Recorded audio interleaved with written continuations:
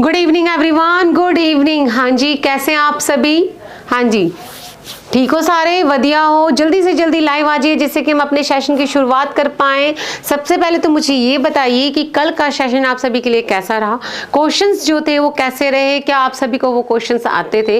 देखिए स्टूडेंट्स, मैं आप लोगों को एक बात कहती हूँ कि हमेशा अपने आप को क्या कीजिए, एग्जामिन किया कीजिए कि आप लोगों ने जो क्वेश्चंस आपके सामने स्क्रीन पर आए थे, आप लोगों ने कितने क्वेश्चंस के जवाब दिए हैं और कितने क्वेश्चंस आप लोगों के सही हैं। लास्ट में मुझे आप बता के जाइए कि मैम हमारे जो थे 10 क्वेश्चंस के अंदर इतने हमारे क्वेश्चंस सही थे। क्लियर? इससे आप लोगों को पता चलेगा कि आपकी हिस्ट्री में कितना सुधार हुआ है, कितनी इंप्रूवमेंट हुई है। तो चलिए आज के सेशन की शुरुआत करते हैं। सेशन की शुरुआत करने से पहले जल्दी से जल्दी लाइक कर दीजिए और अगर अभी तक आपने शेयर नहीं किया तो शेयर भी कर दीजिए, जिससे कि आपके साथी संगी भाई बंधु जो भी आपके हैं वो आप लोगों की जो हिस्ट्री की तैयारी कर रहे हैं, कॉम्पिटिटिव एग्जाम की तैयारी कर रहे हैं, उन लोगों तक भी इस वीडियो तक, इस सेशन को पहुंचाया जा सके। क्लियर? बात समझ में आई? हाँ जी, good evening everyone, good evening. सभी ठीक हैं? बढ़िया हैं? अपना ध्यान रख रहे हैं कि नहीं रख रहे हैं? क्योंकि पहला जो हमारा सुख है वो है हमारी शरीर की निरोगी काया।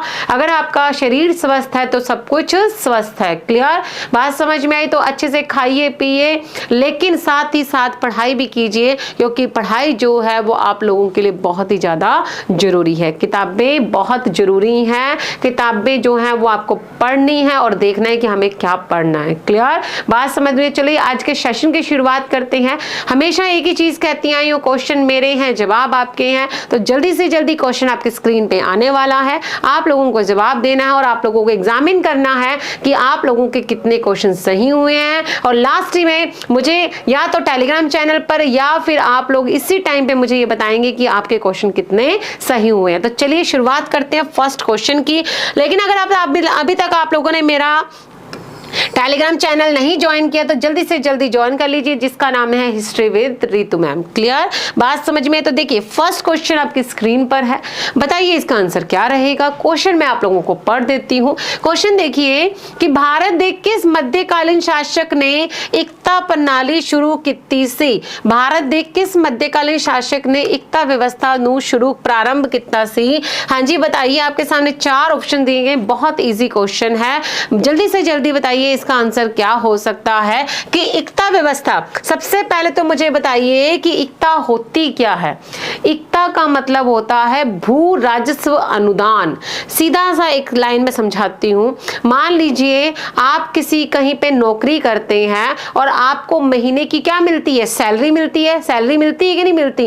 अब जो आपका मालिक है, जहां पे आप नौकरी करते हैं, वो जो मालिक है वो आपको महीने की, जब आपका महीना कंप्लीट हो गया तब आपको वो सैलरी देने की बजाय भूमि का, जमीन का एक क्या दे देता है? टुकड़ा दे देता है और कहता है कि वहां से जो वो टैक्स मिलेगा, वहां पे जो टैक्स मिलेगा वो क्या होगा? आपकी सैलरी होगी। मेरी बात समझ में? एकता का मतलब होता है भू राजस्व अनुदान, मतलब कि भूमि के रूप में दिया गया अनुदान क्या कहलाता है? भू राजस्व अनुदान कहलाता है। क्लियर? बात समझ में आई? एकता जो है एक अरबी भाषा का शब्द है। मोस्ट इंपॉर्टेंट क्वेश्चन है पहला ये कि ये एक अरबी भाषा का शब्द है।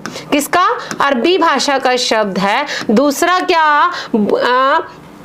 कि वेतन के बदले मतलब सैलरी के बदले में दिया गया जो अनुदान है, दिया गया जो भूमि अनुदान है, मतलब जमीन का जो अनुदान है वो क्या कहलाता है? एकता कहलाता है। क्या कहलाता है? एकता कहलाता है। क्लियर?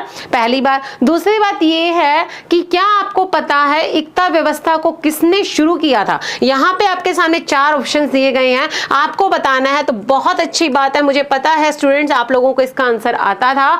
इसका एकता व्यवस्था किसने शुरू की थी? इल्तुतमिश ने शुरू की थी, जिसने दिल्ली को अपनी क्या बनाया था? कैपिटल बनाया था। स्टूडेंट एक चीज और सुन लीजिए, हालांकि हम सभी को पता है इसका आंसर इल्तुतमिश आएगा, लेकिन कई बार इल्तुतमिश ऑप्शन में नहीं होता, इसकी जगह क्या होता है? मोहम्मद गोरी होता है। क्या होता है? मोहम्मद गोरी होता है, क्योंकि एकता व्यवस्था को सबसे पहले शुरू करने वाला व्यक्ति कौन था? तो वो कौन था? मोहम्मद गोरी था। लेकिन एकता को बढ़ाया किसने, तो वो किसने बढ़ाया था, इल्तुतमिश ने बढ़ाया था। मेरी बात समझ में आई कि एकता व्यवस्था की शुरुआत सबसे पहले किसने की थी, मोहम्मद गौरी ने की थी, नो डाउट। लेकिन एकता व्यवस्था का डेवलपमेंट किसने किया था, विकास किसने किया था, तो सबसे ज्यादा यूज किसने किया था, तो वो किसने किया था, इल्तुतमिश ने यूज किया था। क्लियर, बात समझ में। तो ध्यान रखिएगा, एकता एक अरबी भाषा का शब्द है। इसका मतलब क्या है, सैलरी के बदले में दिया गया जो भूमि अनुदान है उसे हम क्या कहते हैं, एकता कहते हैं। एकता मतलब होता है प्रांत, एकता मतलब होता है प्रांत। क्या होते हैं, जिले, प्रांत, स्टेट, मतलब कि अपने साम्राज्य को किस में बांटा गया है, एम्पायर को एकताओं में बांटा गया है। क्लियर, बात समझ में। सबसे पहले किसने शुरू किया था, मोहम्मद गौरी ने। और लेकिन अगर बात आती है डेवलपमेंट की तो वो क्या आएगा, इल्तुतमिश आएगा। क्लियर, बात समझ में आ रही है ऑनलाइन, क्लियर है, कॉन्सेप्ट क्लियर हुआ।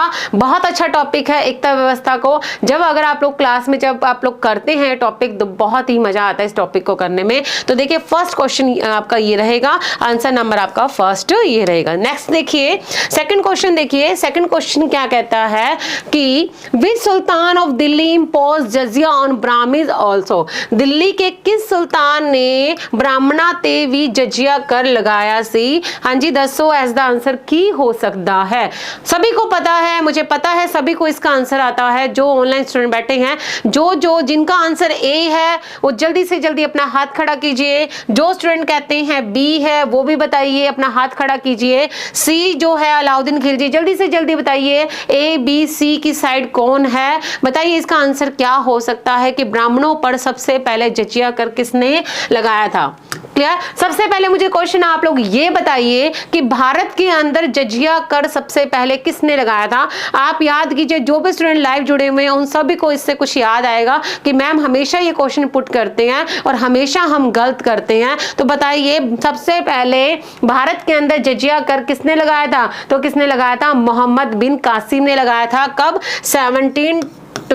712 में मोहम्मद बिन कासिम ने, जो भारत का पहला अरब आक्रमणकारी था जिसने भारत पर पहली बार आक्रमण किया था, जो पहली मुस्लिम आक्रमणकारी था, तो वो कौन सा, मोहम्मद बिन कासिम था, जिसने 712 में क्या किया था, आक्रमण किया था। और इसने सिंध पर क्या लगाया था, जजिया कर लगाया था। सिंध पर क्या लगाया था, जजिया कर लगाया था। आप सभी को बता दूं जजिया कर का मतलब क्या होता है, एक तरह का सेफ्टी, सुरक्षा वाला कर है। जैसे बहन जो है भाई को राखी बांधती है और बदले में भाई कहता है कि मैं तेरी क्या करूंगा, रक्षा करूंगा, उसी तरह से मोहम्मद बिन कासिम ने, जो इंडियन थे, जो भारतीय थे, उनको कहा था कि अगर आप लोग मुझे जजिया कर देते हैं तो बदले में आपके साथ कोई भी आपके ऊपर आक्रमण नहीं किया जाएगा, आपके ऊपर कोई भी आपके ऊपर अत्याचार नहीं कर सकता, आपके मतलब आपको जो है आपको सेफ रखा जाएगा। अगर कल को कोई आपको ऊपर आक्रमण भी करता है, अटैक भी करता है, तो मैं आपकी क्या करूंगा, रक्षा करूंगा। तो जजिया एक तरह का है रक्षात्मक कर है, एक सेफ्टी कर है। क्लियर, जो भारतीय मुसलमानों के, सॉरी भारतीय जो जनता थी, भारतीय जो लोग थे उनके ऊपर लगाया था। लेकिन इसके अंदर मोहम्मद बिन कासिम ने कहा था कि जो ब्राह्मण है, जो विकलांग, जो हैंडीकैप्ड है और जो कौन है, महिलाएं हैं, बच्चे हैं, इनके ऊपर, और जो बुजुर्ग हैं, मतलब कि जो ब्राह्मण है उनके ऊपर जजिया कर नहीं लगाया, जो विकलांग है, जो हैंडीकैप्ड है उनके ऊपर भी नहीं लगाया, जो बच्चे हैं उनके ऊपर भी क्या टैक्स नहीं लगाया, और जो बुजुर्ग हैं उनके ऊपर भी टैक्स नहीं लगाया, और जो लेडीज होती हैं, जो स्त्रियां होती हैं, उनके ऊपर भी टैक्स नहीं लगाया गया। क्लियर, बात समझ में आई। लेकिन क्वेश्चन क्या पूछा है कि ब्राह्मणों पर जजिया कर किसने लगाया था। तो आपको मैं बता दूं कि जब फिरोज शाह तुगलक गद्दी पर बैठा था तो फिरोज शाह तुगलक की जो मां थी वो क्या थी, हिंदू थी। जब जो फिरोज शाह तुगलक गद्दी पर बैठा तो उसके ऊपर ये आरोप लगाया गया था कि ये एक हिंदू माँ का क्या है, बेटा है, हिंदू माँ का क्या है, बेटा है। तो हो सकता है कि ये हिंदुओं के साथ अच्छा व्यवहार करे, अच्छा नेचर रखे, उनके साथ उनका क्या काम करेगा और मुसलमानों का कोई भी काम नहीं करेगा। मतलब कि ये मुसलमानों के ऊपर क्या करेगा, शोषण करेगा, मुसलमानों के ऊपर अत्याचार करेगा, लेकिन हिंदुओं का क्या करेगा, अच्छा काम करेगा। तो फिरोज शाह तुगलक ने इस ब्लेम को गलत साबित करने के लिए क्या किया था, ब्राह्मणों पर जजिया कर लगा दिया था कि मैं हमेशा मुसलमानों के फेवर में हूं, मैं हिंदुओं के फेवर में नहीं हूं। उसने इस ब्लेम को क्या किया था, आरोप को गलत साबित कर दिया था। क्लियर, बात समझ में आई। तो ऑप्शन नंबर 2 इसका क्या रहेगा, आंसर रहेगा। नेक्स्ट क्वेश्चन देखिए, थर्ड क्वेश्चन देखिए क्या कहता है कि भारत विच टोकन करेंसी दी शुरुआत करने वाला पहला सुल्तान कौन सी? निम्नलिखित में से कौन पहला सुल्तान था जिसने भारत में सांकेतिक मुद्रा का प्रचलन किया था? हाँ जी स्टूडेंट्स बताइए, जल्दी से जल्दी बताइए, लाइव स्टूडेंट जो भी हैं, good evening everyone, good evening. हाँ जी बताइए, सांकेतिक मुद्रा का प्रचलन जो था वो किसने किया था? भारत में टोकन व्यवस्था का, मुझे पता है सभी को आता, सारे विद्वान है ना, सारे विद्वान है, मैंने आप लोगों को हिट भी दे दिया। तो कौन आएगा? मोहम्मद बिन तुगलक आएगा। कौन आएगा? मोहम्मद बिन तुगलक। क्योंकि आप याद कीजिए, मैंने आप लोगों को क्लास में बताया भी था कि मोहम्मद बिन तुगलक के टाइम में चांदी की क्या हो गई थी? कमी हो गई थी। तो उस बेवकूफ इंसान ने, उस विद्वान ने क्या किया था, क्या किया, कहा कि चांदी क्या है, खत्म हो चुकी है, तो इसकी जगह किसकी मुद्राएं चलाई जाए, किसके टोकन सिक्के चलाए जाए? इसकी जगह तांबे के या कांसे के क्या चलाए गए? सिक्के चलाए गए।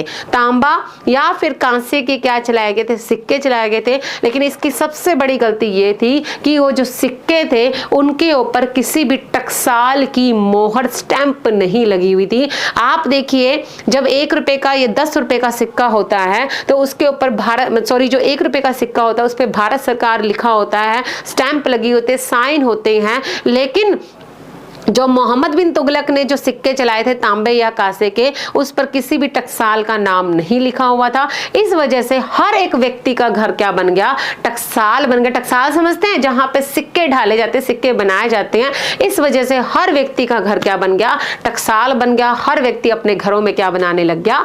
सिक्के बनाने लग गया। क्लियर? बात समझ में आई? तो ऑप्शन नंबर 3 इसका क्या रहेगा? आंसर रहेगा कि इसने तांबा या फिर कांसे की, किसकी? ब्रॉन्ज की या फिर कॉपर की? ब्रॉन्ज की या फिर कॉपर की? कॉपर की या फिर ब्रॉन्ज के क्या चलाए थे? सिक्के चलाए थे।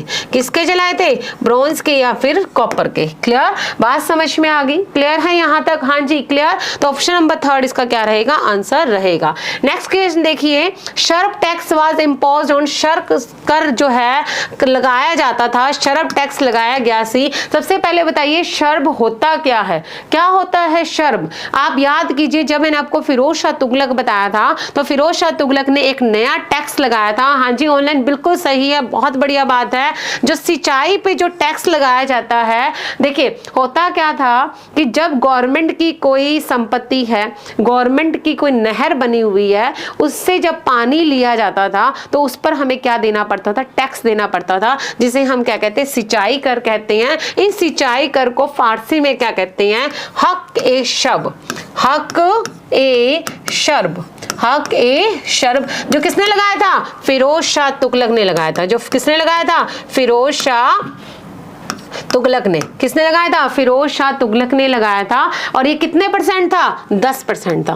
कितने परसेंट था? 10% था। फिरोज शाह तुगलक ने लगाया था। और ये कर क्या था? हर एक शर्ब था जो सिंचाई पे लगाया गया टैक्स था। क्लियर? बात समझ में आई? क्लियर हुआ? मोस्ट इंपोर्टेंट क्वेश्चन है, पेपर में छपने वाला क्वेश्चन है कि फिरोज शाह तुगलक ने कौन सा टैक्स लगाया था? सिंचाई टैक्स लगाया था, जिसे हम क्या कहते हैं? हर के शर्ब कहते हैं, जो कितने परसेंट था? 10% था। क्लियर? बात समझ में आई? यहां तक समझ में आया? आगे बढ़ते हैं। नेक्स्ट क्वेश्चन कि किसने आगरा की स्थापना की थी? बहुत इजी क्वेश्चन है, आप सभी को पता है। 8 द्वितीय विचो किसने आगरा की स्थापना की थी? बलबन, बहलोल लोधी, सिकंदर लोधी, फिरोज शाह तुगलक। आप सभी को पता है। जी बिल्कुल सही है, सभी का आंसर बिल्कुल सही है, बहुत बढ़िया बात है। ऑप्शन नंबर 3 इसका क्या रहेगा? आंसर रहेगा सिकंदर लोधी, जो लोधी वंश का क्या था? शासक था, जिसने क्या किया था? 1502 में आगरा शहर की क्या की थी? स्थापना की थी। क्या की थी? आगरा शहर की स्थापना की थी, जहां पे जो प्रेम का प्रतीक है, जिसे हम कहते हैं ताजमहल, जो कहां पे है? आगरा में है। 1502 में आगरा शहर की स्थापना की थी और 1506 के अंदर 1506 के अंदर इसे अपने क्या बनाया था? कैपिटल बनाया था। क्या बनाया था? कैपिटल बनाया था। क्लियर? बात समझ में आया? इसे अपने क्या बनाया था? कैपिटल बनाया था। क्वेश्चन कई बार पूछ लेते हैं, आगरा शहर की स्थापना कौन सी नदी के तट पर की गई थी? तो कौन सी नदी के किनारे की गई थी? यमुना नदी के किनारे। कौन सी नदी? यमुना नदी के किनारे की गई थी। क्लियर? बात समझ में आई? तो देखिए यहाँ पे 3 क्वेश्चन क्लियर होते हैं कि सिकंदर लोदी ने आगरा शहर की स्थापना की, बिल्कुल सही है। कब की थी? 1502 में। कई किताबों में 1504 भी लिखा आता है, 1502 में। फिर 1506 में से अपने क्या बनाया? कैपिटल बनाया। और ये कौन सी नदी के ऊपर है? यमुना नदी के ऊपर है। क्लियर? तो ऑप्शन नंबर 3 इसका क्या रहेगा? आंसर रहेगा। नेक्स्ट क्वेश्चन देखिए, What were the means of the extreme nationalist? मतलब जो एक्सट्रीम मतलब कि जो गुस्से वाले थे, और नेशनलिस्ट मतलब कि जो राष्ट्रवादी थे। एक्सट्रीम मतलब कि एक्स्ट्रा गुस्से वाले, ठीक है, और नेशनलिस्ट मतलब कि जो राष्ट्रवादी थे। तो इनके साधन क्या थे? इनके सोर्स क्या थे?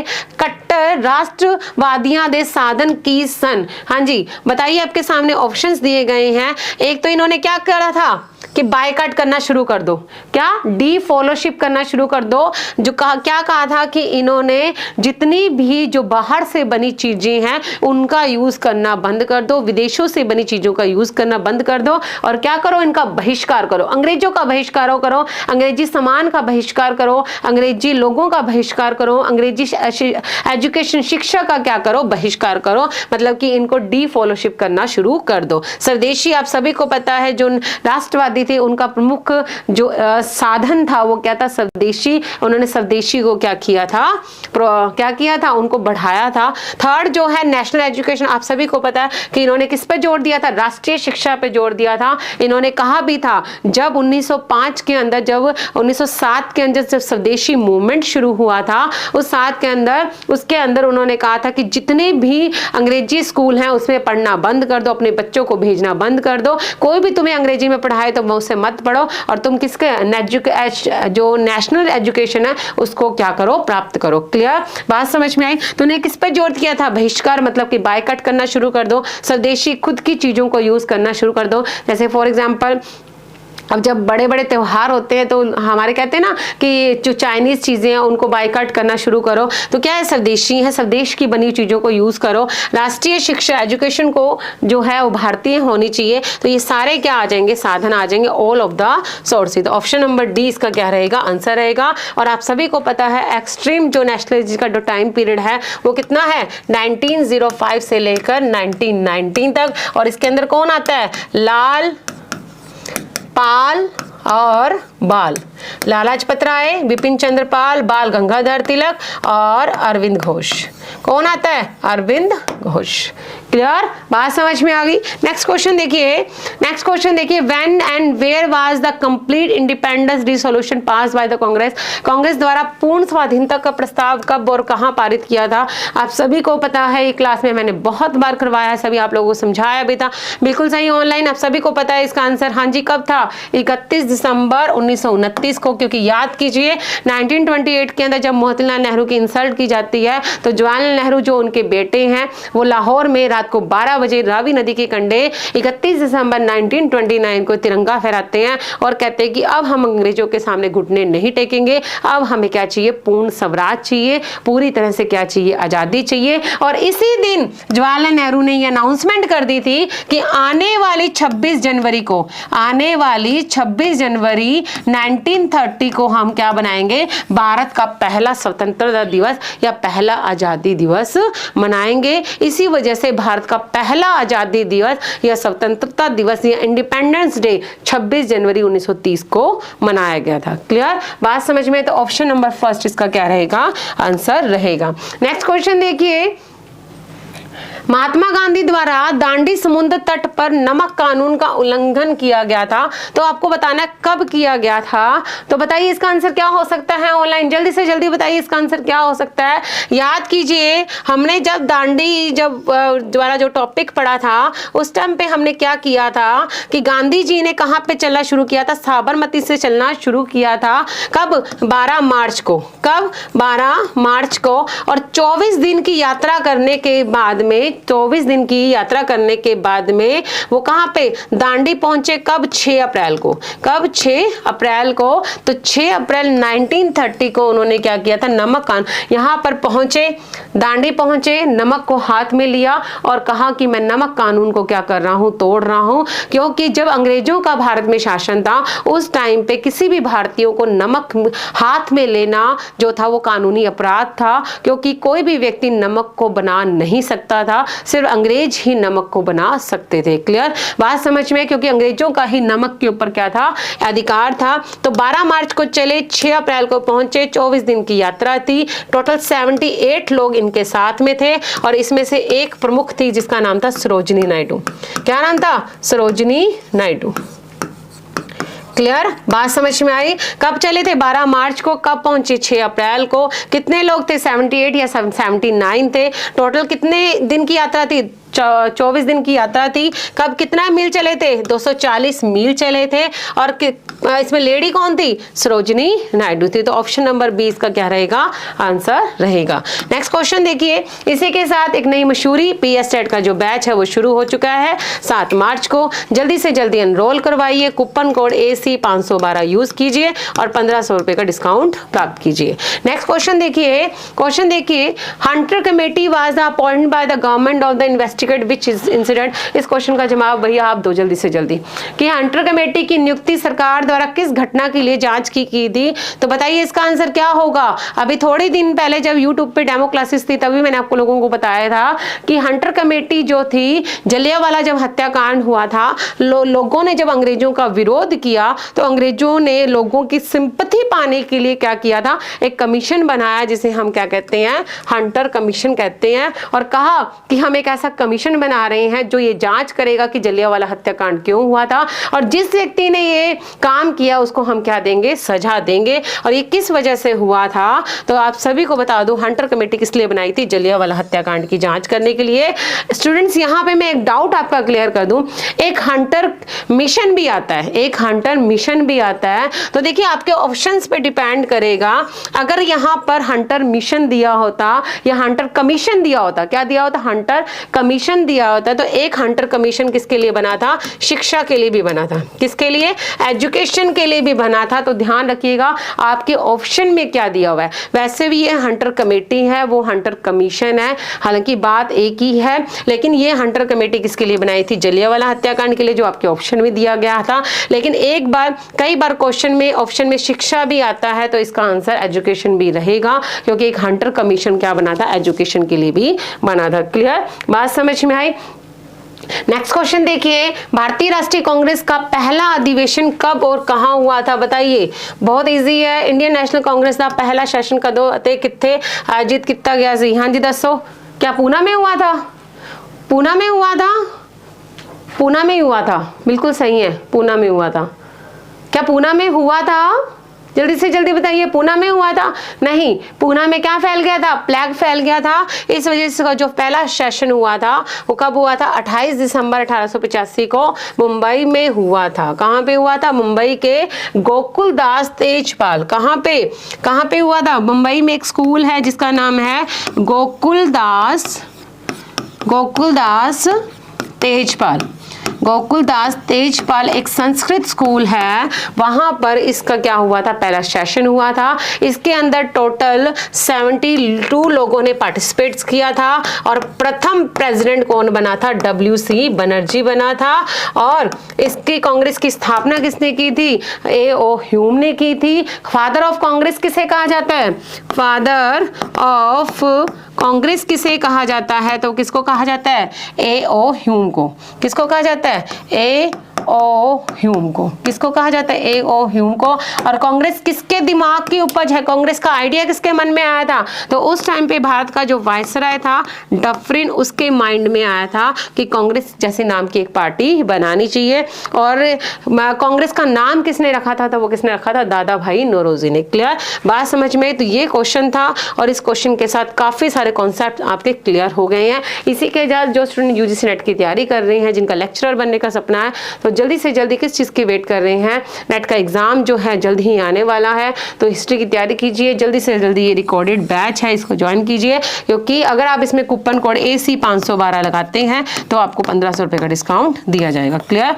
बात समझ में आई? इसी के साथ आज की क्लास में इतना ही। उम्मीद करती हूँ कि सेशन पसंद आया होगा, क्वेश्चंस जो हैं अच्छे लगे होंगे। साथ ही साथ स्टूडेंट मुझे ये भी बताइए कि आप लोगों के कितने क्वेश्चन सही हुए हैं। मैं उम्मीद करती हूँ कि आप सभी के सारे क्वेश्चन सही हुए होंगे, क्योंकि बहुत ईजी क्वेश्चंस थे। तो जल्दी से जल्दी अपने कमेंट बॉक्स में बताइए किसी प्रकार की दिक्कत, किसी प्रकार की समस्या। और अगर अभी तक आप लोगों ने मेरा टेलीग्राम चैनल ज्वाइन नहीं किया तो जल्दी से जल्दी ज्वाइन कर लीजिए, जिसका नाम है history with Ritu ma'am. Clear? तो आज की क्लास में इतना ही। Thank you so much. अपना ध्यान रखो, मस्त रहो, खुश रहो, स्वस्थ रहो। अपना सबसे बड़ी बात, अपनी बॉडी का ध्यान रखो और कुछ ना कुछ नया सीखने की जो आपकी ललक है उसको जगाते रहो। क्लियर? बात समझ में? तो आज की क्लास में इतना ही। Thank you so much and bye.